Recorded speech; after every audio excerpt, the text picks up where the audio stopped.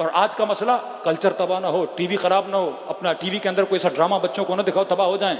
अगर ड्रामा देख रहे हो क्रिटिसिज्म सीखो। किस ड्रामे में किसी एक्टर के हाथ में शराब दी जाती है, नीचे लिखा जाता है शराब नोशी मना है और 18 साल से नीचे के बच्चे ना देखें। बदबख्त, तू दिखा क्यों रहा है? तू प्रोमोट क्यों कर रहा है गुनाह को? एक तरफ गुनाह को प्रोमोट कर रहा है, दूसरी तरफ कह रहा है बच्चे ना देखें। कोई खातून उरियान होकर रोड पे चले कि देखो नहीं मैं चल रही हूं, देखो नहीं। आज जाके अपना माहौल देखें, मॉल्स में जाएं, देखिए कितनी बच्चियों और औरतों के सरों पे चादर है। ख्वाब गफलत में अहले सुन्नत के उलमा भी सो रहे हैं, ख्वाब गफलत में हमारे यहाँ बाज लोग सो रहे हैं।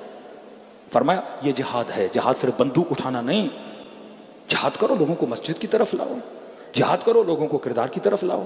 जिहाद करो, लोगों को हलाल की तरफ लाओ। माशरे में अगर कारोबार नहीं चाह, लोगों को कारोबार दो। दो लोग 1 लाख की वजह से लड़ रहे हैं, तू तमानमंद है, तेरे पास पैसे हैं, 1 लाख देके इनके झगड़े को खत्म करवा।